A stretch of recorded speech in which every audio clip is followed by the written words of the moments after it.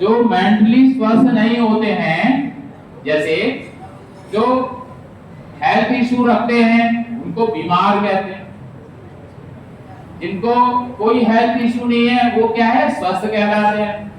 अब जिनको मेंटली कोई परेशानी है तब उनको क्या कहते हैं भाई?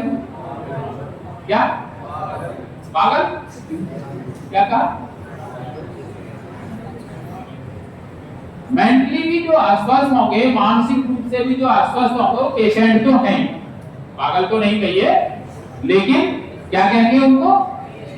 पेशेंट हैं, मरीज हैं, उनको कुछ समस्याएं हैं, और वो उनकी समस्याएं यदि समय रहते दूर हो जाएं तब वो भी पूर्णतः स्वस्थ हो जाएंगे। क्योंकि हमारे आसपास का जो वातावरण है वो अन्य प्रकार से, बहुत सारे प्रकार से हमको प्रभावित करता है। हम सब जानते हैं, पीछे बात कर रहे हैं कुछ भैया, हम सब जानते हैं कि जैसी संगत में हम बैठते हैं वैसे ही प्रभाव हम पर आते हैं, ठीक है ना? जैसे हमने सुना होगा चंदन के पेड़ पर सर्प लगे रहते हैं, ठीक है? तो चंदन विश्व व्यापक नहीं, लपटे रहत भुजंग। अब यहां थोड़ा सा उल्टा है, चंदन के पेड़ पर भुजंग लिपटे रहते हैं, फिर भी चंदन के पेड़ पर कोई असर नहीं होता है। और दूसरी जगह कहा जाता है एक बारिश की बूंद जहां गिरेगी उसका वैसा असर होगा। जैसे एक दोहा है, कदली सीप भुजंग मुख स्वाति एक गुण तीन। समझ में आ गया? कदली सीप भुजंग मुख स्वाति एक गुण तीन। स्वाति नक्षत्र में गिरने वाली वर्षा की बूंद यदि वो केले में गिरती है तो कपूर बनती है, सर्प के मुंह में गिरती है तो जहर बनती है, और वही स्वाति नक्षत्र की बूंद यदि सीपी के मुंह में गिरे तो वो मोती बनती है। अब मोती समझ में आता है ना, रत्नों में आता है ना मोती, मोती माणिक्य हीरा वगैरह, तो मोती बन जाती है। तो बूंद तो एक ही है, अर्थात व्यक्ति तो एक है, लेकिन वो जैसे लोगों में रहता है, अगर दुष्टों के साथ रहेगा तो दुष्ट बन जाएगा, शराबी के पास बैठेंगे तो शराबी बन जाएंगे, गुटखा खाने वाला है, तंबाकू खाने वाला है, यदि उसके पास बैठेंगे, उसके व्यवहार में रहेंगे, उसके साथ रहेंगे तो एक न एक दिन हम भी गुटखा खाना सीख जाएंगे। क्योंकि वो करता क्या है, गुटखा पहले नहीं खिलाता, वो क्या करता है, गुटखा जरा हाथ पर रखता है और फिर कहता है ये मोटे मोटे से दाने सुपारी के निकाले और अलग से दे देता है, बोले ये तो सुपारी है। अब वो सुपारी में तंबाकू का असर तो है, वो धीरे धीरे तंबाकू की जो सुपारी लगी हुई है खाता है व्यक्ति, और धीरे धीरे वो तंबाकू का भी आदी हो जाता है, ठीक है कि नहीं?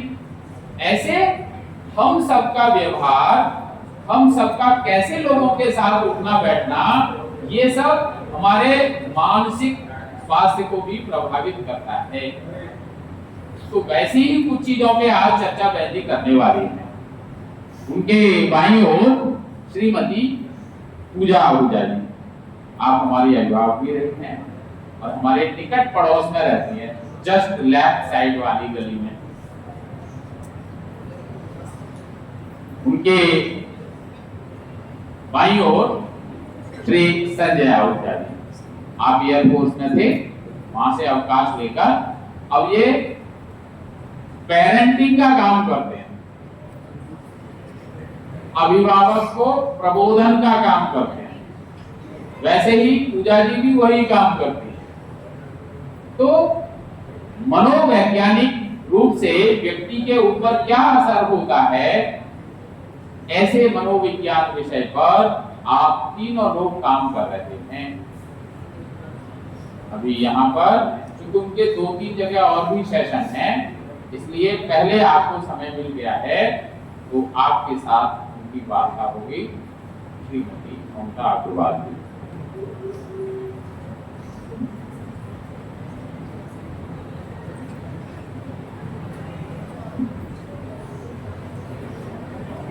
Thank you so much sir.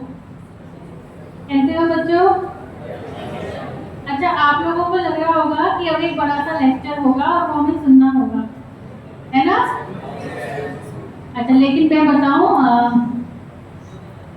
मैं इस कॉलेज में पहली बार आई हूँ और यहाँ का डिसिप्लिन और यहाँ के बच्चों का इतनी ही देर में अपने टीचर्स का साथ देना और बात मानना, सुनना, मैं रियली इम्प्रेस हो गई हूँ। तो सबसे पहले सेशन के शुरू करने से पहले एक बार अपने लिए जोरदार तालियां बजाओ।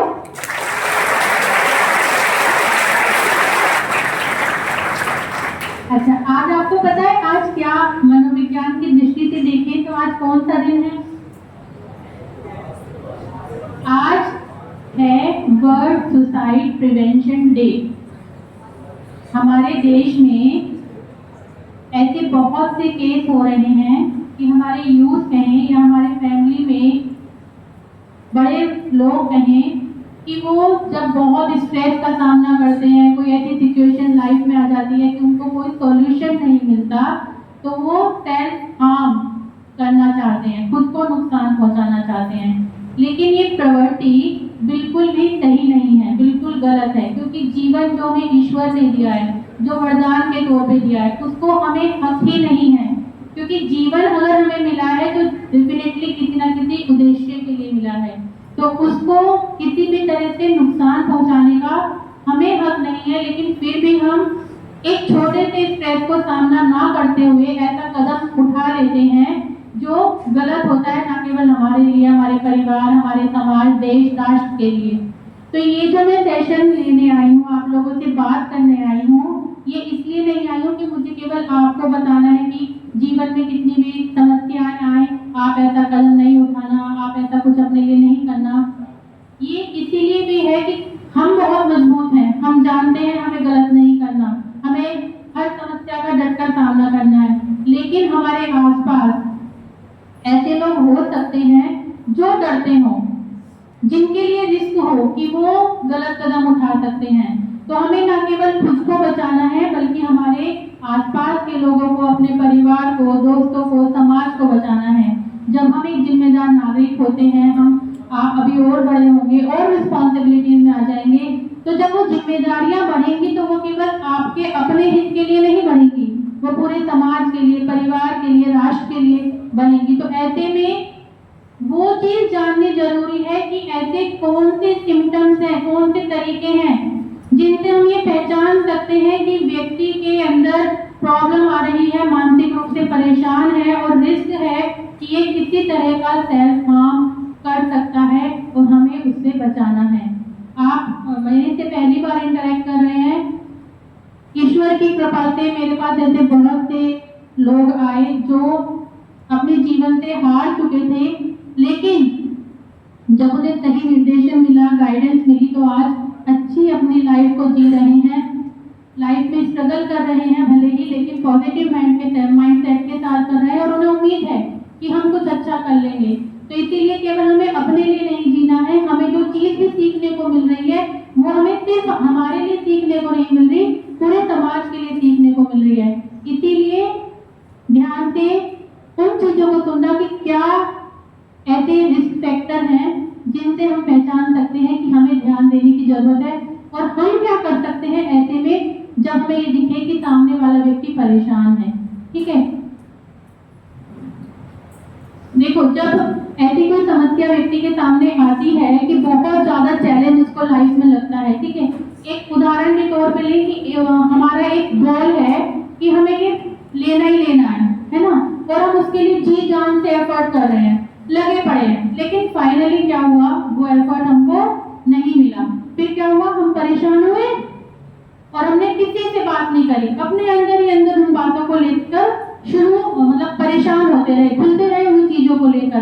तो इसकी शुरुआत कहाँ से होती है कि लाइफ में कोई ऐसा इस जो टेंडेंसी है, जो ये फीलिंग है, नेगेटिव फीलिंग है, जो हमारे अंदर क्रिएट करती है नेगेटिव बिहेवियर, उसकी शुरुआत कहाँ से होती है कि लाइफ में कोई ऐसी स्ट्रेसफुल सिचुएशन आती है, कोई ऐसा गोल होता है जिसको हम पाना चाहते हैं, या अचानक से कोई ऐसी स्ट्रेसफुल सिचुएशन आ जाती है जो अनएक्सपेक्टेड होती है और हमें उसका सामना करना पड़ता है, बट हम अपने आसपास वो रिसोर्स नहीं देख पाते। रिसोर्स होते हैं पर हम उनको एनालाइज नहीं कर पाते, देख नहीं पाते। तो स्टार्टिंग होती है उस सिचुएशन से कि अब क्या हुआ, उस सिचुएशन से संबंधित जितनी भी इंफॉर्मेशन हुई, जितने भी प्रयास हुए, हमने सब करे। इसको ऐसे समझते हैं, एक बोतल है जिसमें हम ऊपर से पानी डाल रहे हैं, ठीक है, बिना फनल के ऊपर से बोतल में पानी डाल रहे हैं, तो क्या होगा, आधा पानी बोतल के बाहर जाएगा और आधा पानी बोतल के अंदर जाएगा। ये मैं आप लोगों को बताऊं, मनोविज्ञान विषय में ब्रॉडबैंड एक मनोवैज्ञानिक रहे, उन्होंने एक थ्योरी दी। उन्होंने ये कहा कि जब हमें बहुत सारी सूचनाएं मिलती है, इंफॉर्मेशन मिलती है, बहुत सारे लक्ष्य मिलते हैं, तो ऐसा होता है कि कुछ हमारे माइंड के अंदर चले जाते हैं और कुछ बाहर से, जैसे एक बोतल में पानी थोड़ा सा अंदर जाता है, थोड़ा सा बाहर से निकल जाता है, उसी तरह से उनमें से कुछ चीजें हमारे माइंड के अंदर जाती है। माइंड की भी टेंडेंसी होती है कि वह कुछ चीजों पर ध्यान दे पाता है और कुछ को बाहर से बाहर निकाल देता है। अब हम उदाहरण लेते हैं कि हमने एक गोल सेट किया, उसे पाने की कोशिश करी और हम उसमें फेल हो गए। ये थ्योरी वहां कैसे एप्लीकेबल होगी? फिर क्या हुआ, जब हम फेल हुए तो जो बहुत नजदीक के लोग हुए, हमारे दोस्त हुए, उनमें से कुछ ने आकर कहा कि कोई बात नहीं, आगे कोशिश करेंगे, लाइफ में कुछ और अच्छा लिखा होगा, हम कर ही लेंगे। लेकिन कुछ ने आकर कहा यार बहुत बुरा हुआ, ऐसा क्यों होना चाहिए था, तेरा गलत। तो एक तरफ नेगेटिव कमेंट मिल रहे हैं और एक तरफ पॉजिटिव कमेंट, लेकिन हमारे माइंड की टेंडेंसी क्या है, थोड़ी सी भी इंफॉर्मेशन को अंदर ले जाने की, बाकी को बाहर निकालने की। और ऐसे में हमेशा नेगेटिव की तरफ अट्रैक्ट होते हैं हम लोग ज्यादा। हम अपने माइंड में कौन सी बात ले जाते हैं, जो नेगेटिव होती हैं, और जो पॉजिटिव होती है उनको बाहर निकाल देते हैं। अच्छा, इसका भी साइंटिफिक रीजन है कि माइंड क्यों नेगेटिव की तरफ ज्यादा जाता है। माइंड नेगेटिव की तरफ इसलिए जाता है, हमारे ब्रेन का एक पार्ट होता है एमिगडाला, होता है, उसका क्या काम होता है, जब भी कोई खतरा आए, कोई सिचुएशन आए, वो एक्टिव हो जाता है, ठीक है। और इसीलिए वो जब भी कोई ऐसी इंफॉर्मेशन, और वो क्या करता है, नेगेटिव इंफॉर्मेशन को ज्यादा रिसीव करता है। तो इसी वजह से जब ऐसा होता है, कोई गोल अचीव नहीं हुआ, पॉजिटिव और नेगेटिव दोनों इंफॉर्मेशन है, तो हमारा माइंड नेगेटिव इंफॉर्मेशन लेता जाता है। अब हमारे माइंड ने नेगेटिव इंफॉर्मेशन गेन कर ली, स्टोर कर ली, उसके बाद क्या होगा, सेल्फ डाउट। जब भी कोई अगला चैलेंज आएगा तो हम क्या है, अपने ऊपर डाउट करने लगेंगे कि यार हम पिछली बार फेल हो गए थे, हो सकता है इस बार भी फेल हो जाए, मेरे अंदर तो इतनी कैपेबिलिटी है नहीं, अगर होती तो मैं पिछली बार ही पास हो जाता, ऐसे सोच लेते हैं, है ना। तो वो क्या है, सेल्फ डाउट। दूसरा स्टेप आ गया, पहला क्या था, खराब सिचुएशन जिसमें से हमने पॉजिटिव छोड़ दी, नेगेटिव ले ली, उस नेगेटिव के कारण हमारे अंदर आ गया सेल्फ डाउट। तीसरा क्या हुआ कि अब जो सिचुएशन, नई सिचुएशन आई है, उसमें हम जितनी वो वास्तव में खतरनाक नहीं होती, हम उससे ज्यादा खतरा उसमें देखने लगते हैं। क्यों? क्योंकि हमारे पास एक्सपीरियंसेस खराब होते हैं, ठीक है। अब हम इसे उदाहरण के तौर पे ले, स्कूल में ही हम छोटा सा उदाहरण लें कि सर ने एक प्रोजेक्ट दिया करने के लिए, हम बहुत अच्छे से नहीं कर पाए, अगली बार जब सर ने प्रोजेक्ट दिया तो हमने क्या करा, कैसे करेंगे, हमसे तो होता नहीं है, दोस्तों से भी बात करेंगे तो ये करेंगे, अरे यार मैंने कुछ ही नहीं करा था, मुझसे तब भी नहीं हुआ था, पता नहीं सर बार बार क्यों दे देते हैं, मुझसे तो होता नहीं है। जबकि सब रिसोर्स हमारे अंदर है, हम कर सकते हैं, ऐसा कुछ नहीं है जो हम नहीं कर सकते। और मैं सही बताऊं, हम इंडियंस में तो बिल्कुल ये एबिलिटी है कि हम कर सकते हैं जो चाहे, क्योंकि हमारे रक्त में है साहस। हम कोई कायरों के देश से नहीं है, हम तो साहस वीरों के देश से हैं। तो हमारे अंदर ही है, खून में ही है कि हम कोई भी सिचुएशन लाइफ में आए उसको अगर एनालाइज करें, समझें, पेशेंस रखें, तो हम सॉल्यूशन निकाल कर ही मानेंगे। बट दिक्कत क्या होती है, हम पैनिक हो जाते हैं सिचुएशन के आने के बाद, घबरा जाते हैं, हम अपने रिसोर्स को समझ नहीं पाते। अब जब हम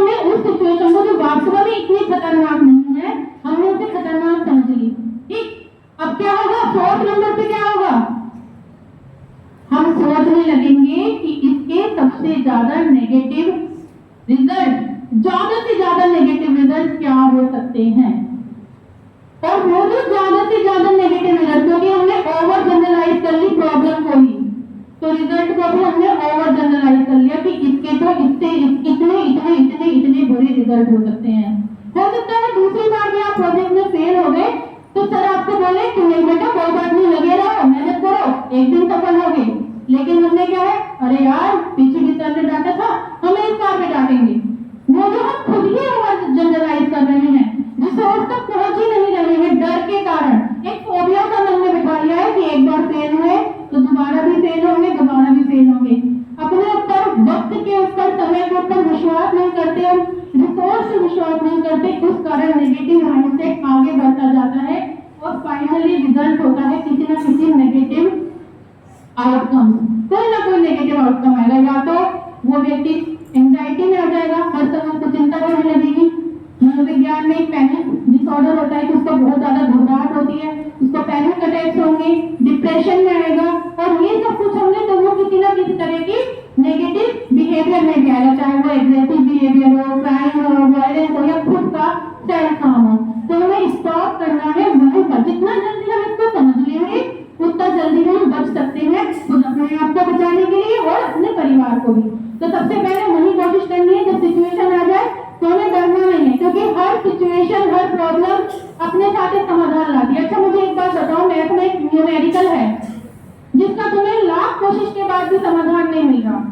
तुम्हारे टीचर के पास गए, लाख कोशिश के बाद भी टीचर इसको समाधान नहीं कर पा रहे, ठीक है, तो उसका मतलब क्या है, वो प्रॉब्लम ही गलत है, उसमें कहीं ना कहीं मिस्टेक है, कहीं ना कहीं कोई साइन गलत लगा है, कहीं ना कोई न्यूमेरिकल गलत नंबर गलत लगा है। इसका मतलब क्या है कि वो प्रॉब्लम ही गलत है। और अगर आप सॉल्यूशन नहीं कर पा रहे लेकिन आपके टीचर ने सॉल्व कर दी, उसका मतलब क्या है कि हर प्रॉब्लम का सॉल्यूशन है। वही हमारी लाइफ है, बड़े से बड़े चैलेंजेस आएंगे, बड़े से बड़े। अभी तो बहुत छोटे पेरेंट्स के गाइडेंस में हो तो आधी परेशानियां जो है पेरेंट्स ही देख लेते हैं, है ना, आप तक आने ही नहीं देते। लेकिन आगे क्या, आपको एक रिस्पॉन्सिबल सिटीजन बनना है, तो बहुत से चैलेंजेस आएंगे, आपका भी परिवार बढ़ेगा, आपको भी जिम्मेदारियां निभानी है। तो उस टाइम क्या है, ये चीज इसलिए आज हो रही है कि आप यूथ हैं हमारे नेशन के।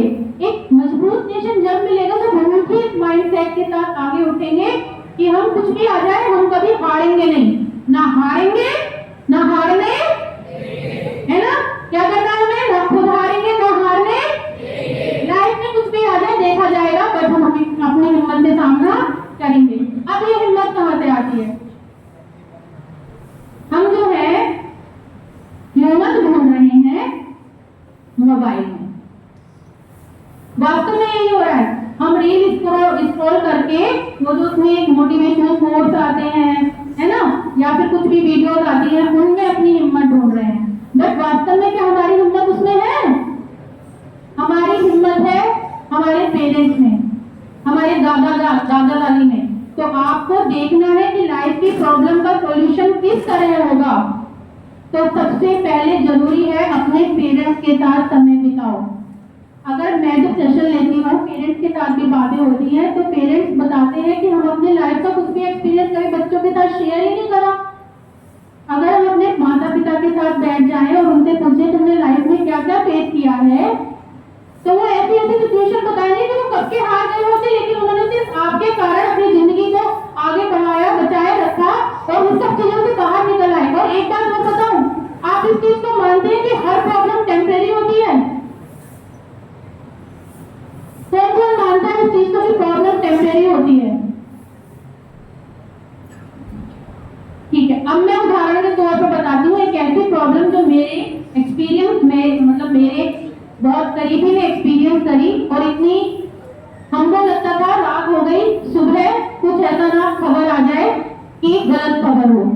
मेरे बहुत करीबी रिश्तेदार रहे कह दो, तो हुआ क्या कि उन्होंने अपना सारा पैसा किसी बिजनेस में लगा दिया, ठीक है। अब किसी बिजनेस में लगाने के बाद उनका सारा पैसा डूब गया, ठीक है। अब वो क्या हुआ, उनका घर, दुकान, मकान सब बिक गए। स्थिति ये आ गई कि सुबह को खाना है तो शाम को खाना नहीं है। 3 बच्चे, जिसमें से एक बच्चा बाहर पढ़ रहा था, उसकी भी फीस का अरेंजमेंट करना था। और स्थिति घर में ये है कि सुबह खाना है तो शाम को नहीं है। हम उनसे बात करते तो वो बहुत परेशान हो रहे होते, रो रहे होते। तो मैंने उनसे जब एक बात कही, उन्होंने बहुत जितनी भी कोशिश हो सकती थी अपनी तरफ से, इधर पूछ उधर पूछ सब आजमा ली, लेकिन उनको कोई भी फायदा नहीं हुआ। ठीक है, स्थिति आ गई जो उन्हें इतनी भी नौबत आ गई कि उन्हें अपना घर चलाने के लिए रिश्तेदारों से थोड़ा थोड़ा हेल्प लेने की जरूरत पड़ती। ठीक है, फिर वो मेरे पास जब आए, उन्होंने अपनी सारी कंडीशन बताई, तो उनकी जो लेडी थी, उस घर की जो लेडी थी, उसके हाथ में टैलेंट था, उसको सिलाई बहुत अच्छी आती थी और वो शौकियाना तौर पर भगवान जी के कपड़े सिला करती थी, कृष्ण भगवान जी के, लड्डू गोपाल जी के, है ना। तो वो मेरे पास आई और वही सब बातें उन्होंने अपनी बताई कि ऐसे ऐसे मेरे साथ सब हो गया है और अब स्थिति ये है कि हमारे पास कुछ नहीं है। और उन्होंने ये बताया, उनके ये वर्ड थे मेरे से अपने हस्बैंड के लिए कि मैं इतनी तैयार आज हो गई हूँ कि मुझे ये नहीं पता कि मैं रात को सोऊंगी तो सुबह मुझे मेरा हस्बैंड मिलेगा या नहीं मिलेगा। इस स्थिति वाली लेडी, मैंने उससे सिर्फ इतना कहा कि तुम्हारे हाथ में जो काबिलियत भगवान ने दी है, आज तुम उसे अपना भगवान बना लो। समझे? जो तुम्हें काबिलियत भगवान ने दी है लड्डू गोपाल की सेवा करने की, उनके कपड़े तुम शौकियाना तौर पर अगर सेवा चलती हो, आज तुम उसे अपना भगवान बना लो। उनके पास इतने भी पैसे नहीं थे कि आप भगवान जी के कपड़े बनाऊंगी तो उसके लिए मटेरियल तो चाहिए होगा, है ना। तो जितने भी कपड़े ऐसे थे कि नॉन यूजेबल थे मेरे लिए, मैंने वो कपड़े दिए, कुछ लेसेस दी, कुछ मटेरियल दिया कि अब तो इनको सिलो। और आज भगवान की दया से सब ठीक है।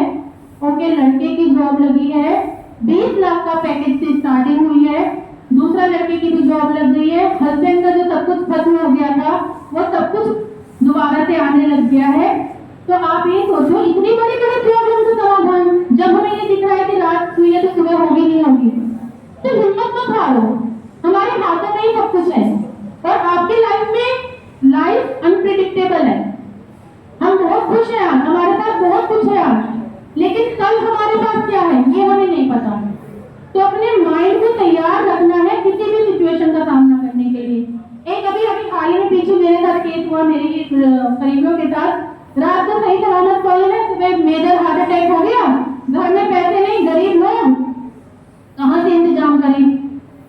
उनका भी, उन्होंने भी हिम्मत नहीं हारी, मेहनत करी, सॉल्यूशन ढूंढे, ऑपरेशन हो गया, स्वस्थ है।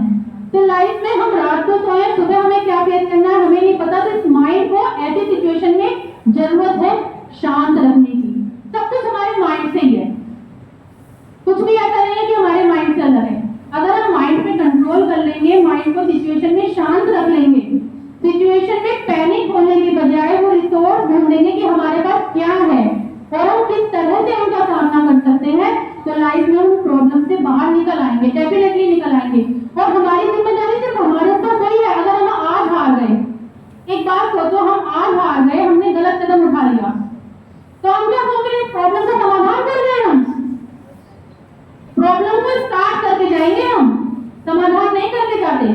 जो ये लोग गलत कदम उठाते हैं ना, वो सोचते हैं कि हमने समस्याओं का समाधान कर दिया, बट वास्तव में प्रॉब्लम का शुरुआत होती है वो घर के एक सदस्य का गलत कदम उठाना। कैसे होती है?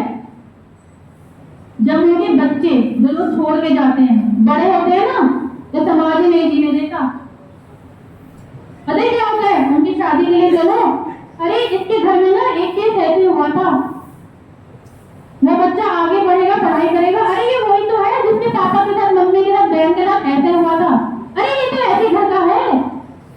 तो हम क्या अपनों को ऐसी स्थिति में छोड़ के जाना चाहेंगे कि कल को उनको समाज ही ना जीने दे, सिर्फ हमारी एक कमजोरी की वजह से?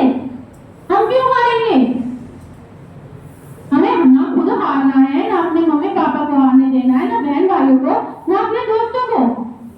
हमें हारने नहीं देना, हम हारने के लिए। अब एक बात हो, मैंने पढ़ाई करी, शादी के बाद 5 साल गैप हो गया, ठीक है, परिवार, बड़ा परिवार मिला, जिम्मेदारियां संभाली, मेरा मन था मेरे मनोविज्ञान की पढ़ाई, और भगवान की कृपा से मैंने यूनिवर्सिटी टॉप करी हुई थी एमए में, ठीक है। अब मेरा मन था मैं आगे पढ़ूं, लेकिन ससुराल वालों ने कह दिया नहीं, हमारे घर में कोई कमी नहीं है, तुम्हें आगे नहीं पढ़ना। फिर भी 5 साल बाद मेरे ससुर को, मेरे पति को लगा कि नहीं आगे पढ़ाना है, जिसको इतना मन है तो पढ़ाओ। उसके बाद मैंने बीएड करा, एमफिल करी, पीएचडी करा, पढ़ा, जॉब करी एज असिस्टेंट प्रोफेसर नहला डिग्री कॉलेज है मेरठ में, वहाँ जॉब करी। उसके बाद जब वहाँ पे ऐसे बच्चे देखे जो प्रॉब्लम में है, उनका सोल्यूशन करा, वो बहुत अच्छे से अपनी लाइफ आज जी रहे हैं। तो मुझे किसी ने कहा कि तुम ये काम शुरू करो जरूर मेंटल हेल्थ से रिलेटेड। तो मैं कॉलेज में ही शुरू कर दिया था मेंटल हेल्थ से रिलेटेड प्रोग्राम करना, क्योंकि जरूरत है मोटिवेशन की, जरूरत है जागरूकता की। बच्चों को इतनी जल्दी हारने देने की वो नहीं है कि हम हारने दें। फिर मैंने काम शुरू करा। शुरू में मुझे लगा कि नहीं, सही नहीं करा मैंने, मुझे इसे बंद कर देना चाहिए, मैं तो अपने ठीक है जॉब में वापस चली जाती हूँ। तो मुझसे किसी ने बोला कि इस काम को बंद मत करना, क्योंकि तुम्हारी जरूरत समाज को बहुत है। मैंने बोला कि मेरा तो सब फायदा उठा लेते हैं, मेरा मन नहीं है, इस उम्र में भी मोटिवेशन। तो मैंने बोला तुम किसी के लिए बीज डाल रही हो, किसी ने तुम्हारे लिए बीज डाले हुए होंगे, लेकिन तुम्हारी जरूरत तुम किस उद्देश्य के लिए बनी हो ये तुम्हें नहीं पता। भगवान ने ऊपर से उतारा है तो कोई उद्देश्य लेके उतारा है। इसीलिए ये विषय ऐसा है, ये सब्जेक्ट ऐसा है कि अगर दिमाग से आदमी कंट्रोल में है, समझ रहा है चीजों को, तो वो शारीरिक रूप से भी बीमार नहीं होने का। तो तुम्हारी समाज को जरूरत है, इसीलिए तुम जो चाहे जीवन में करो, लेकिन इस काम को मत छोड़ना करो। क्योंकि एक मोटिवेशन ने मुझे आगे बढ़ा दिया। तो यही है, हम लाइफ में इस उद्देश्य के लिए ईश्वर ने उतारे हैं, उस उद्देश्य को पहचानना जरूरी है। हमें भगवान ने मनुष्य जन्म इसलिए बिल्कुल भी नहीं दिया कि हम अपनी लाइफ को बहुत हेल्दी वे में सोचते रहें, बहुत खुशियां खुशियां खुशियां खुशियां मिलेंगी। सुख भी है, दुख भी है, दोनों हैं, और हमें उनको झेलते हुए, उनको सहन करते हुए, अपने माइंड को काम रखते हुए, अपने पोटेंशियल को पहचानते हुए आगे बढ़ना है। क्योंकि हमारा जन्म केवल हमारे लिए नहीं हुआ है ना? हमारा जन्म केवल हमारे लिए नहीं हुआ है। पशु पक्षी भी दूसरों की सेवा कर देते हैं, तो हम तो मनुष्य हैं। गाय दूध देती है, किसके लिए देती है? हम ही यूज करते हैं, है ना? डॉग वफादारी करता है, घर की रखवाली करता है, किसके लिए कर रहा है? हमारे लिए कर रहा है। तो जब पशु पक्षी तब समाज में आकर समाज की सेवा करना चाह रहे हैं, तो हमें तो भगवान ने हाथ पैर दिए हैं, तो हम क्यों जिंदगी में ये सोचेंगे कि हम हार जाएं? जब भी ऐसा लगे कि मैं हार रहा हूं, मेरे पास कोई रास्ता नहीं है, अब मैं क्या लाइफ में करूं, उस टाइम सबसे पहले अपने पेरेंट्स को देखना जरूरी है कि मेरे पेरेंट्स के पास भी कितने मौके आए होंगे कि वो हारे होंगे, लेकिन मेरी वजह से उन्होंने कोई गलत कदम नहीं उठाया। मेरे को जीना है तो इन्हीं पेरेंट्स के लिए जीना है। क्या करेंगे इस कल को, है ना? तो सबसे पहले अपने पेरेंट्स के लिए, अपने गुरुओं के लिए, कोई भी टीचर हो ना, कोई भी, यहाँ पर हो या बाहर हो, ठीक है? आज के टाइम में तो ये हो रहा है कि टीचर्स को अपशब्द भी बोले जाते हैं, लेकिन पता है उन अपशब्दों का भी सामना करके उसके मन में क्या रहता है कि इनका फ्यूचर हेल्दी हो जाए। हर टीचर को पता है, हर टीचर को, जब मैं पढ़ाती थी मुझसे आगे बच्चे बड़ा रिस्पेक्टफुली बोलते थे, लेकिन मैं कहती हूँ कि हर टीचर को पता है हमारे नाम रखे गए हैं, हर टीचर को पता है हमारे लिए बुरा बोला जाता है, लेकिन तब भी वो इस कोशिश में रहता है कि बच्चे जागरूक हों, ये भविष्य है हमारे देश के, इनका भविष्य बने। तो इसीलिए हमारा कर्तव्य है हमारे माँ बापों के प्रति, हमारे गुरुओं के प्रति और हमारे समाज के प्रति। उसको नहीं बोलना, लाइफ में कुछ भी हो जाए हमें हारना तो है ही नहीं, बस इस चीज को सोच लेना, ठीक है? अब जब ऐसा कुछ हो कि हमें लग रहा है कि सामने वाला कोई गलत कदम उठाने वाला है, या ये एंजाइटी में आ रहा है, डिप्रेशन में आ रहा है, स्ट्रेस में आ रहा है, उस टाइम एक प्रॉब्लम आती है कि इंसान अपनी बात किसी से शेयर नहीं करता, अपने अंदर ही अंदर घुटता है। तो जब कोई व्यक्ति आपसे अपनी बात शेयर कर रहा हो, तो जरूरी है आप दिमाग से शांत होकर उसकी बात सुने, जिससे उसे लगे कि मेरे को समझा जा रहा है। उसको ये ना कहे, अक्सर होता है हम बोल देते हैं अरे क्यों चिंता कर रहे हो, आगे बढ़ो, तो लाइफ में चलती रहती है। हम ऐसे कुछ भी उनको बोल देते हैं, लेकिन उनकी बातों को पूरा नहीं सुनते, बात अधूरी रह जाती है, उनके मन में रह जाती है, फिर वो परेशान होते रहते हैं। इसलिए पेशेंस नहीं, उनकी बातों को तुरंत कहने दो। कई बार इंटरेस्ट नहीं आता, हमारे पास जब केस आते हैं और क्लाइंट बोलना शुरू करते हैं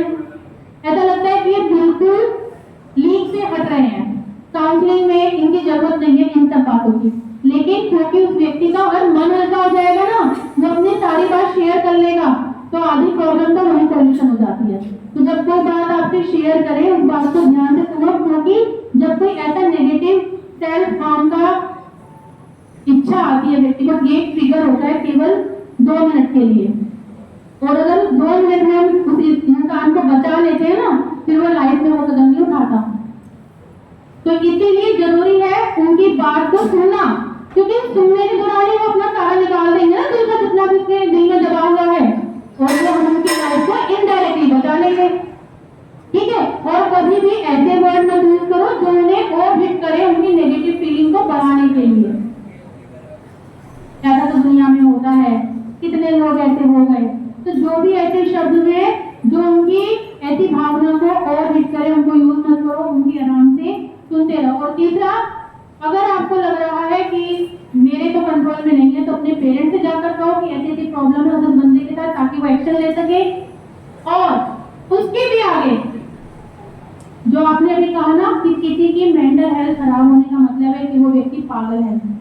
मेंटल हेल्थ कोई पागलपन नहीं है, ये एक आसान सा टर्म है जो समाज ने ले लिया। मेंटल हेल्थ ठीक उसी तरह है जैसे फिजिकल हेल्थ में बुखार आता है, दवाई लेते हो ठीक हो जाते हो, वही मेंटल हेल्थ है। एंजाइटी हुई, डिप्रेशन हुआ, स्ट्रेस हुआ, सब चीजों का समाधान है। तो जब भी किसी को एंजाइटी हो, फैमिली में भी हो, तो इस डर से, अक्सर यही हो रहा है समाज में कि व्यक्ति इस डर से बैठा रहता है, अगर हम मेंटल हेल्थ का ट्रीटमेंट लेने गए तो लोग हमें पागल कह देंगे। मेंटल हेल्थ कमजोरी नहीं है, पागलपन नहीं है, ये सिंपल एक बीमारी है जैसे कि फिजिकल हेल्थ से रिलेटेड बीमारी है।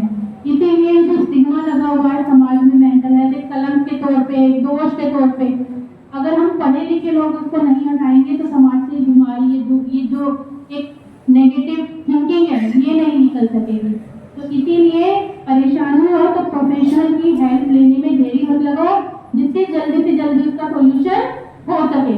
ठीक है, अब एक बात बताओ, अगर मैं पूछूं आप लोग खुश हो? बहुत खुश हो? अच्छा, एक बार हंसना, किस तरह से हंसते हो? एक बार और हंसना। अच्छा, अब ना आप सभी लोग मेरे अकॉर्डिंग हंसना, ठीक है, जैसे मैं कह रही हूँ। समझोगे?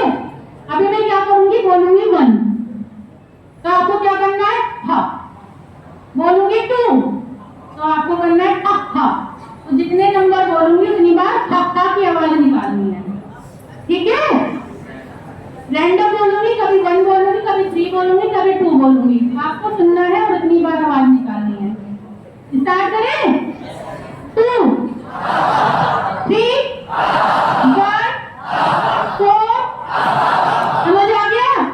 अब मैं रुकूंगी नहीं, जल्दी जल्दी। ठीक है, 2, 1, 3, 4, 1, 2, 3, 4, 1, 4, 3, 2। देखो जरा, आप देखो, ऐसे ही हंसना है, हंसते रहना है, हंसाते रहना है। पता है, एक बार ना मैं ऐसे ही जब मैं पढ़ाती थी लाल में, ऐसे ही मैं एंट्री कर रही थी, कोई गेस्ट आए थे, तो ऐसे ही अच्छा लेक्चर दे रहे थे, बहुत अच्छा जागरूकता कर रहे थे। तो आगे बाद में आकर बच्चे थक गए, तो मेरे पास माइक वापस आया और मैंने बोला चलो हंसते हैं, और वो सारे ऐसे ही, जैसे अभी आप हंस रहे थे ना, तो मतलब मेरा कहने का ये है, हमें जब हंसी का बहाना भी नहीं मिलता ना, तो ये तरीका अपनाना। ठीक है, अपनों के साथ चलो ऐसे हंसते हैं। कैसे? एक बार फिर 4, 3, 1, 3, 2, 1। देखना एक दूसरे का चेहरे, हंसते रहना, हंसाते रहना, और अपने को भी मजबूत रखना है, और साथ में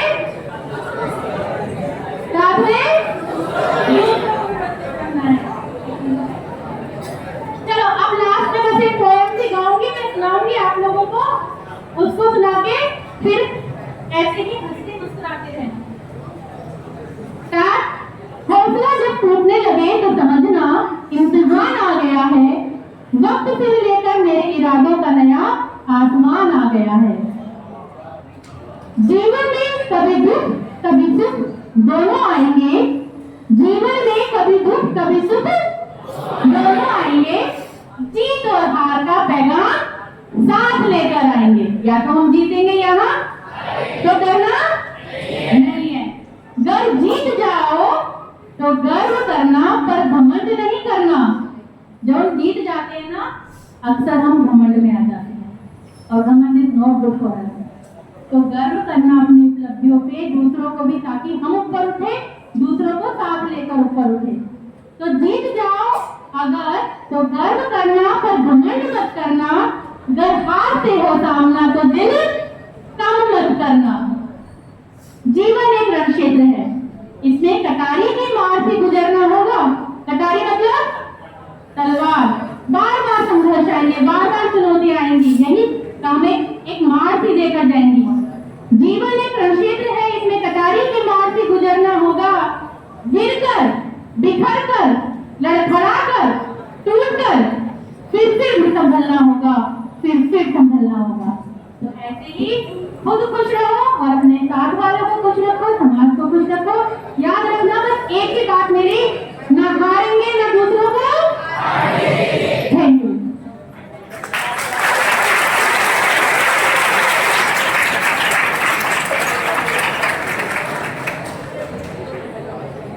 निश्चित रूप से डॉक्टर ममता जी के जो प्रयास हैं वो सफल होंगे। हम सब जानते हैं कि 30-35 मिनट आपकी जिंदगी में नया सूरज उगाएंगे। क्योंकि हम एक टेलीविजन पे शो देखते हैं सोनी पर, कौन कौन देखते हैं, अभी नाम नहीं बताया है, कपिल शर्मा शो। अब बहुत सारे लोग कहते हैं जिसको क्या मिलता होगा। तो लोगों की जिंदगी में हंसी खुशी लाना ये एक बहुत बड़ा काम है। सामान्यतः सब लोग ऐसा नहीं कर पाते, नहीं तो सामने वाला कई बार हंसी खुशी देने के बजाय कष्ट देता है। तो अभी उनके द्वारा ये 30-40 मिनट का जो विषय है, शरीर को, मन को स्वस्थ बनाने के लिए है। मनोवैज्ञानिक रूप से जो दबाव आते हैं उनको फेस करना, सामना करना और फिर उनके लिए उपाय करना। अर्थात सामने दबाव आने पर टूटना नहीं, बिखरना नहीं, बल्कि एक ताकत इकट्ठा करके, अच्छा मन करके और उस पर विजय प्राप्त करना, ऐसा उद्देश्य उनका था। निश्चित रूप से विद्यालय के सभी भैया बहन से लाभ प्राप्त करेंगे और मैं विद्यालय परिवार की ओर से डॉक्टर ममता जी का, पूजा जी का और श्री संजय आहूजा जी का विशेष रूप से आभार प्रकट करता हूं कि उन्होंने ऐसे कार्य के लिए हमारे विद्यालय को चुना।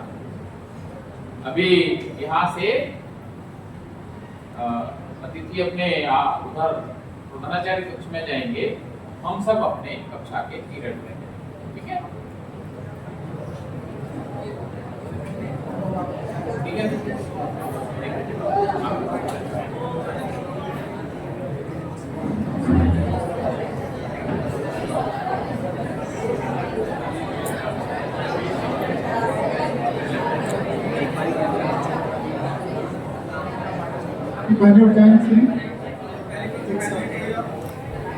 लाइन से चल जाने के, एक लाइन लेकर चलो, एक लाइन से चला, दो लाइन चला, दो पहले घुमा देते। हाँ सही कह रहे हो आप। चलो कोई नहीं, अब भी दिख रहा है ना जाते हुए स्टूडेंट, जाने दो।